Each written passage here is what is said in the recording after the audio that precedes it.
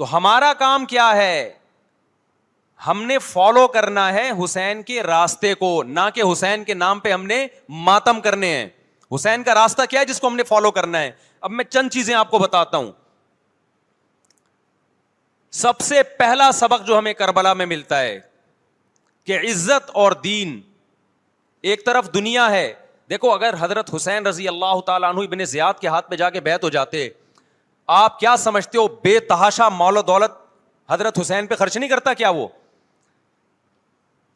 جب ایک بڑا آدمی کسی کے ہاتھ پہ بیعت ہوتا ہے تو اس کو بھی تو فائدہ ہوتا ہے نا اس سے. اور کیا حضرت حسین کو یقین نہیں تھا کہ کربلا میں شہید ہو جاؤں گا؟ فتح اور نصرت کی اسباب کی دنیا میں کوئی امید نہیں تھی، مگر آپ نے اہل بیت کو کربلا میں رسوا کرنے پر عزت کی موت کو ترجیح دی ہے. آج اگر آپ میں یہ ظرف ہے کہ آپ عزت کی موت کو ذلت کی زندگی پر ترجیح دیتے ہو تو پھر آپ حسینی ہو. نہیں یہی بات میرا خیال ہے سمجھ. سیدنا حسین کی سخاوت کے واقعات ہیں. سیدنا حسین باغی نہیں تھے رضی اللہ عنہ. پھر جو اہل بیت کا طرز عمل کیا تھا، محرم میں کیا کیا ہو رہا ہے میں آپ کو بتاتا ہوں. ان میں سے کوئی بھی عمل نہ ہمیں قرآن سے ملتا ہے نہ صحابہ سے ملتا ہے ہمیں. تو ما انا علیہ و اصحابی جو جنتی فرقہ ہوگا اس کی جو علامتیں ہیں، تو جب آپ ان علامتوں کے خلاف چلو گے، صحابہ اور تابعین کو فالو نہیں کرو گے، تو آپ پھر اپنے آپ کو سنی کہنا چھوڑ دو. آپ بتاؤ مجھے اسلام میں کوئی مہینہ منحوس ہے؟ بولو نا، کوئی مہینہ منحوس ہے؟ تو آپ محرم کو منحوس کیوں کہتے ہو؟ لوگ مجھے کہتے ہیں مفتی صاحب فرقہ واریت پھیلا رہے ہیں. دیکھو فرقہ واریت جب پھیلا رہا ہوں جب میں کسی فرقے کے خلاف آپ کو کر رہا ہوں. میرے بیان شیعہ لوگ بھی سنتے ہیں، ملتے بھی ہیں. بہت دفعہ ایئرپورٹ پہ ملاقات ہوئی، بڑی عزت سے ملے، میں شیعہ ہوں لیکن آپ سے محبت کرتا ہوں. یہاں مسجد میں بھی آتے ہیں. میں نے کبھی کسی پہ طنز نہیں کیا. اس لیے میں بار بار کہتا ہوں جو شیعہ کا مذہب ہے اس کو کرنے دو. وہ سبیلے لگاتے ہیں، آپ ان کو مت چھیڑو، جا کے تنگ نہ کرو ان کو. وہ ماتم کرتے ہیں، آپ ان کو مت چھیڑو. وہ نوحے کرتے ہیں، وہ نوحے پڑھتے ہیں، آپ ان کو مت چھیڑو. لیکن آپ اپنی پوزیشن واضح کرو کہ آپ شیعہ ہو یا آپ سنی ہو. آپ تو ایک طرف ہو جاؤ نا. محرم میں اگر آپ مرثیے لگا کے گھوم رہے ہو گاڑیوں میں، اٹ مینز آپ سنی نہیں ہو. آپ نبی صلی اللہ علیہ وسلم کی حدیث ہے ہمارے پاس، ہم اہل سنت والجماعت ہیں، ہم سنت کو فالو کرتے ہیں. تو سنت کیا کہتی ہے؟ میتوں پہ گریبان چاک کرنا، میتوں پہ چیخ و پکار کر کے رونا. آپ نے فرمایا لیس منا، وہ ہم میں سے نہیں ہے. اور اس عمل پہ آپ صلی اللہ علیہ وسلم نے لعنت فرمائی ہے. لوگ کہتے ہیں حسین کی یاد میں رونا نبی کی سنت ہے. نبی صلی اللہ علیہ وسلم کو جب جبریل نے بتایا کہ حسین شہید ہوں گے، آپ روئے اس لیے کہ اس وقت آپ کو یہ خبر ملی تھی. لیکن کیا ہر محرم میں آپ نے رونے کا پروگرام کیا ہے؟ یا صحابہ کو بیٹھ کے باقاعدہ رلایا ہے آپ نے؟ کیا ہو گیا بھائی؟ آپ کو بھی جب کربلا کا واقعہ کی خبر ملی آپ کی آنکھوں میں آنسو آ جائے، یہ نیچرل ہے، یہ حسین سے محبت کی علامت. لیکن ہر محرم میں باقاعدہ بٹھا کے رونے کا پروگرام کرنا یہ حسین سے محبت کی علامت نہیں ہے، بلکہ شریعت میں ناجائز ہے یہ غموں کو بڑھانا. یہ کہاں سے جائز ہو گیا؟ حضرت عثمان بھی تو شہید ہوئے تھے، نبی صلی اللہ علیہ وسلم کے داماد تھے. ان کی یاد میں آپ رونے کو سنت کیوں نہیں کہتے؟ ہماری نظر میں حسین کا قتل بھی بہت بڑا ظلم اور سیدنا عثمان کا قتل بھی بہت بڑا ظلم تھا. دونوں مظلوم تھے، دونوں مظلوم شہید تھے.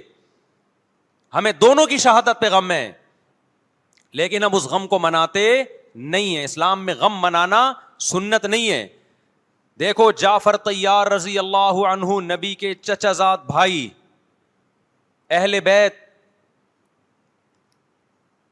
جب آپ صلی اللہ علیہ وسلم نے ان کو لڑائی کے لیے میدان جنگ میں بھیجا، رومیوں سے لڑائی تھی. حضرت جعفر طیار کی 4 بیویاں تھیں. جب نبی صلی اللہ علیہ وسلم مسجد نبی میں بیٹھے، آپ کو فرشتوں نے اطلاع دی کہ جعفر طیار شہید ہو گئے. آپ صلی اللہ علیہ وسلم کی آنکھوں سے آنسو. یہ آنسو اس وقت نکلے جب عین شہادت کی اطلاع ملی ہے، اس وقت آنسوؤں کا نکلنا محبت کی علامت ہے۔ آپ نے صحابی رسول کو بھیجا کہ جاؤ آپ کی زوجات کو، بیویوں کو جا کے خبر دو کہ جعفر طیار شہید ہو گئے۔ کیا قربانی تھی صحابہ کی، آپ دیکھو ایسے جوان تھے جعفر طیار، خوبصورت جوان۔ غزوہ بدر میں جب مشرکین مکہ نے یہ نعرہ لگایا کہ حل میں مبارز، تین سردار آئے، انہوں نے کہا پہلے تمہارے اندر سے تین بہادر آئیں ہم سے لڑیں۔ دیکھو عربوں میں یہ ہوتا تھا کہ جب جنگ کے لیے دو فوجیں آمنے سامنے کھڑی ہوتی تھیں تو پہلے دونوں طرف کے بہادر ترین لوگوں کی لڑائیاں ہوتی تھیں کہ جب تک دونوں میں سے ایک قتل نہیں ہوگا لڑائی شروع نہیں ہوگی۔ تو آپ کو پتا ہے کہ اس میں بہادر ترین لوگ نکلیں گے نا، جو لڑنا جانتے ہوں۔ مشرکین مکہ کی طرف سے 3 یا 4 بڑے بڑے سردار آئے لڑائی سے پہلے، بدر میں لڑائی سے پہلے، انہوں نے نعرہ لگایا حل میں مبارز، کوئی ہے تم میں جو پہلے ہم سے لڑے؟ یعنی ادھر سے ہم 3 ہیں تو ادھر سے بھی کتنے چاہیے؟ 3 بندے۔ ادھر سے انصار صحابہ آئے، مشرکین مکہ نے کہا لیسو بی اکفائنا، یہ ہمارے جوڑ کے نہیں ہیں، قریشی ہاشمی چاہیے ہمیں، ہمارے نسب کے لوگ ہونے چاہیے۔ تو ادھر سے نبی صلی اللہ علیہ وسلم نے حضرت علی کو بھیجا اور حضرت جعفر طیار کو بھیجا۔ جن صحابہ کو بھیجا ان میں حضرت جعفر طیار بھی تھے۔ حضرت جعفر طیار رضی اللہ تعالی عنہ اور سیدنا علی مقابلے میں غالب آ گئے۔ خوبصورت صحابی، نجاشی کے سامنے آپ نے تقریر کی ہے، ہجرت کی ہے نا جب حبشہ کی طرف، تو نجاشی نے پوچھا جعفر طیار سے کہ تمہارے پیغمبر جو کلام لے کر آئے ہیں وہ سناؤ۔ حضرت جعفر طیار رضی اللہ تعالی عنہ نے سورہ مریم پڑھنا شروع کر دی۔ کاف ہا یا عین صاد، ذکر رحمت ربک عبدہ زکریا اذ نادى ربه نداء خفيا قال رب اني وهن العظم مني واشتعل الراس شيبا ولم اكن بدعائك رب شقيا واني خفت الموالي من ورائي وكانت امراتي عاقرا فهب لي من لدنك وليا۔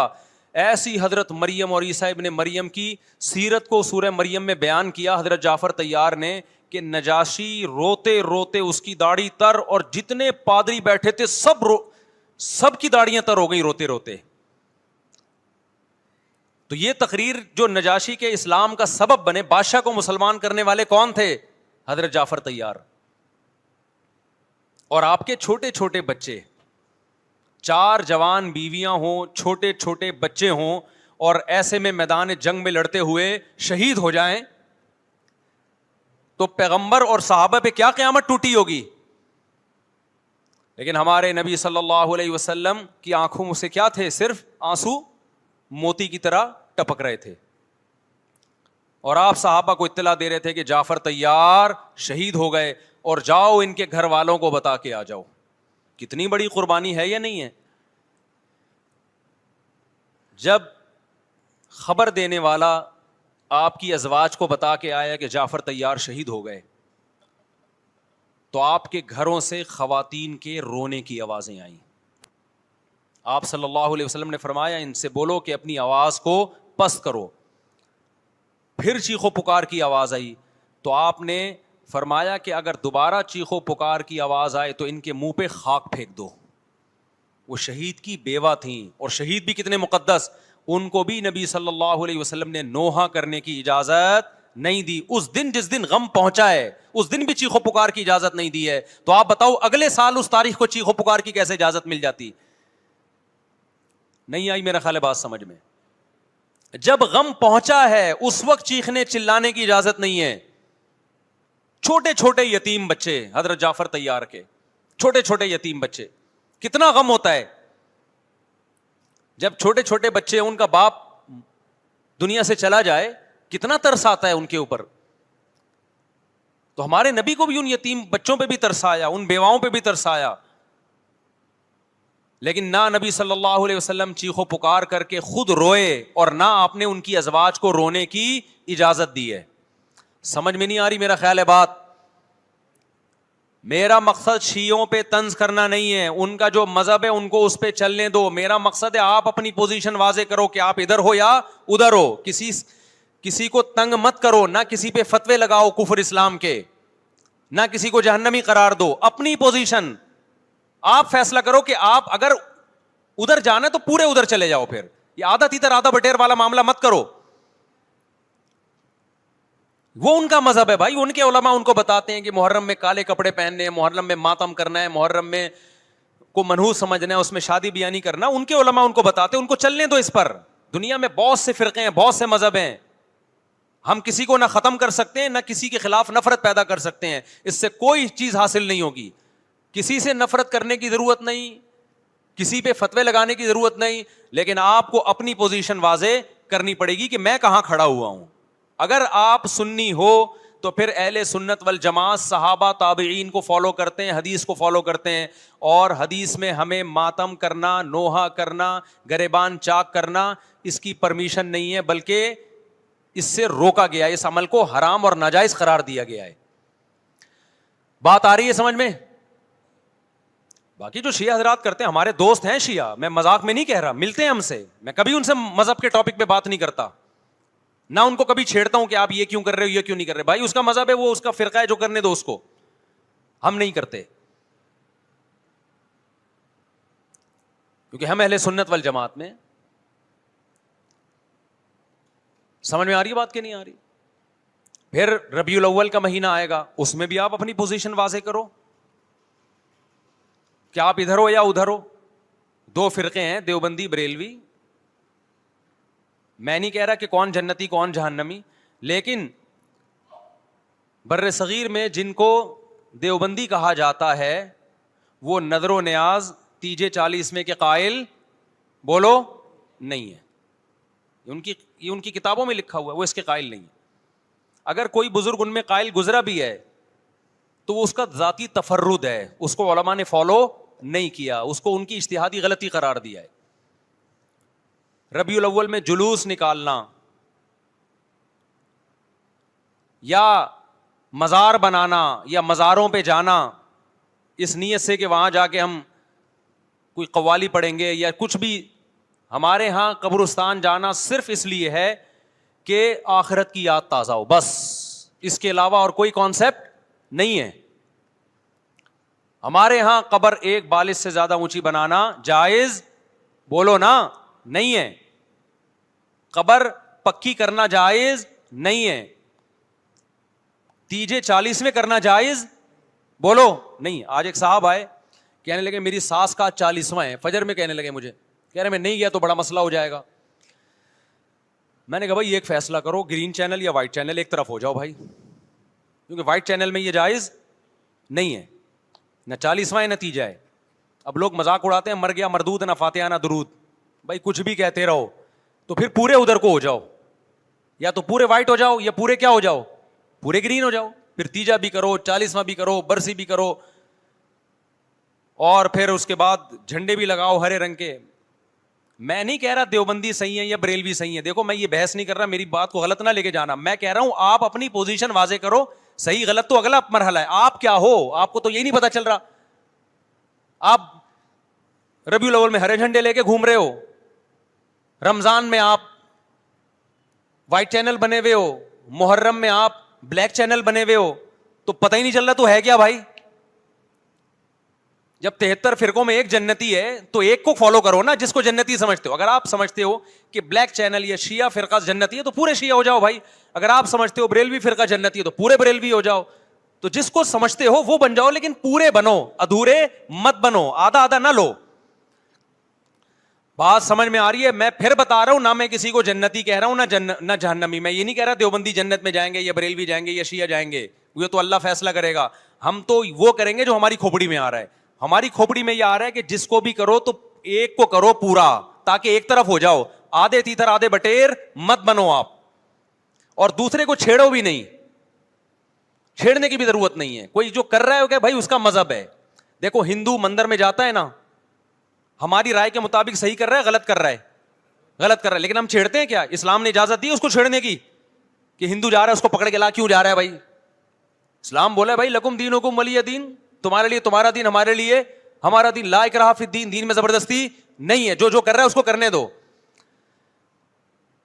کبھی اسلامی تاریخ میں کوئی ایک مندر بھی ہمارے علم میں نہیں ہے کہ اس میں ہندوؤں پہ پابندی لگی ہو کہ مندر نہیں جا سکتے. جب تک اسلامی حکومتیں رہی ہیں, ہندوستان میں 1000 سال مسلمانوں نے حکومت کی ہے, اگر ہندوؤں کو مندر جانے سے روک دیتے تو آج یہ مندر ختم ہوتے. اسلامی حکومت جب ختم ہوئی ہے تو بھی مندر, لاکھوں کی تعداد میں مندر تھے.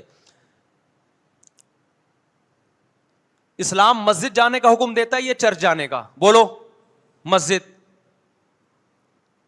چرچ جانے کو غلط سمجھتا ہے کیونکہ وہاں غیر اللہ کی, عیسیٰ ابن مریم کی عبادت ہو رہی ہے.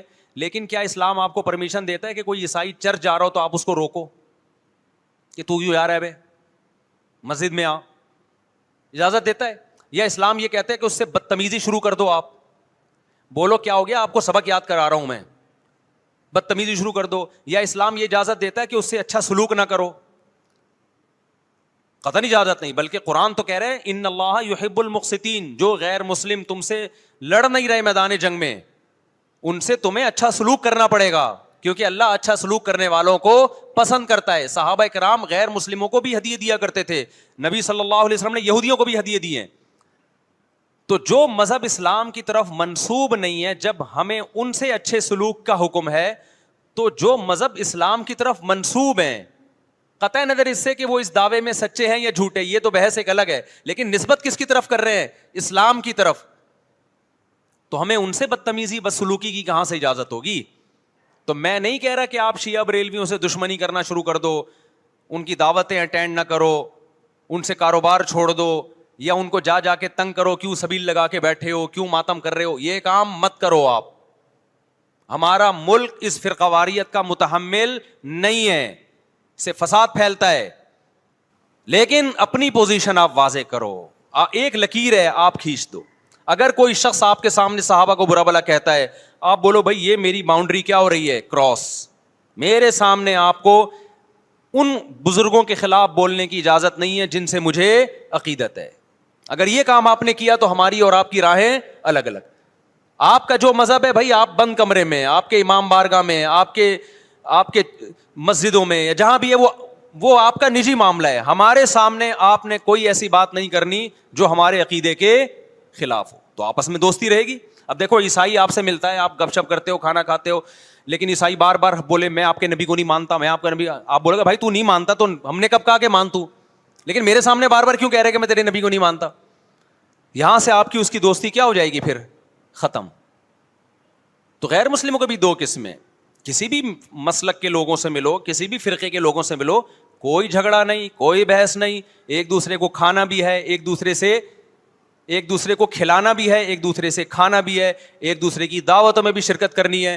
جہاں مذہب کا معاملہ آئے تو پھر آپ کسی سے بحث نہ خود کرو نہ کسی کو کرنے کی اجازت دو.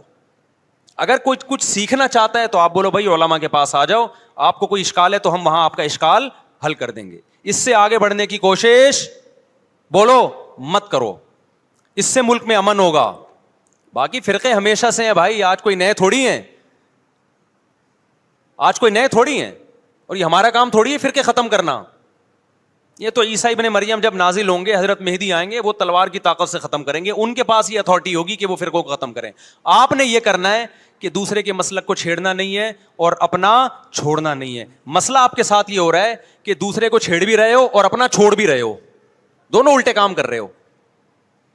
ایک طرف بحث کر رہے ہوتے تم ایسے, اور دوسری طرف وہی بنے ہوئے ہوتے تھوڑے دنوں میں جا کے. ہاں وہ بتا رہا ہوں, وہ نظر و نیاز والی نہیں, وہ سب کو پتا ہے. ہاں ایسی دعوت نہ ہو جس میں بدعت کی تائید ہو. تو آپ جو کر رہے ہو نا, وہ یہ کر رہے ہو دوسرے کو چھیڑ بھی رہے ہو, جس سے ملک میں بدامنی پھیل رہی ہے. تقریریں سنو, شیعہ ایسے, بریلوی ایسے, دیوبندی ایسے, اہل حدیث ایسے, تقریروں سے کیا پھیل رہی ہے؟ نفرتیں. اور پھر محرم میں آپ خود شیعہ بنے ہوئے ہوتے ہو, ربیع الاول میں آپ گرین چینل بنے ہوئے ہوتے ہو, اور رمضان میں آپ وائٹ چینل بنے ہوئے ہوتے ہو. سعودی عرب میں سارے وائٹ ہو جاتے ہیں جا کے, سعودی عرب جو بھی جاتا ہے سارا وائٹ چینل. پیغمبر کی قبر پہ کوئی دھمال نہیں, کوئی قوالیاں نہیں, وہاں کھڑے ہوں گے تمیز سے سلام پیش کر کے آگے نکل جائیں گے. وہاں کوئی چیخو پکار نہیں, وہاں جا کے سارے کیا ہو جاتے ہیں؟ وائٹ, کیونکہ وہاں حکومت کا ڈنڈا ہے. ٹھیک ہے نا, تو گورنمنٹ کے پاس تو یہ اختیار ہے بھائی ڈنڈا چلائے, ہمارے پاس یہ اختیار نہیں. ہم تو تمیز سے بات کریں گے, سمجھائیں گے, محبتیں پھیلائیں گے. کیونکہ جب عوام ڈنڈا چلاتی ہے تو اس سے اصلاح کم اور فساد زیادہ ہوتا ہے. تو میں بار بار کہہ رہا ہوں بھائی دوستیاں رکھو, کوئی دفتروں میں شیعہ سنی لڑائی نہ ہونے دو, یہ غلط ہے. محبتیں پھیلاؤ لیکن مسلک کو چھوڑنا نہیں ہے. جب کوئی آپ سے کہے محرم میں یہ کام کرو, بولو بھائی ہم چونکہ اہل سنت والجماعت میں سے ہیں, ہم چونکہ سنی ہیں, لہذا ہمارے ہاں کوئی مہینہ ہمارے مذہب کے مطابق منحوس نہیں ہے. پھر کوئی آپ کو اصرار کرے نہیں یہ نہیں یہ نہیں ہے, آپ بولو بھائی ہم تم پہ اپنا مسلک تھوپ رہے ہیں کیا؟ تم جلوس نکالتے ہو, تم ماتم کرتے ہو, ہم تو نہیں تمہیں روکتے آ کے, بلکہ گورنمنٹ تمہیں تحفظ دیتی ہے.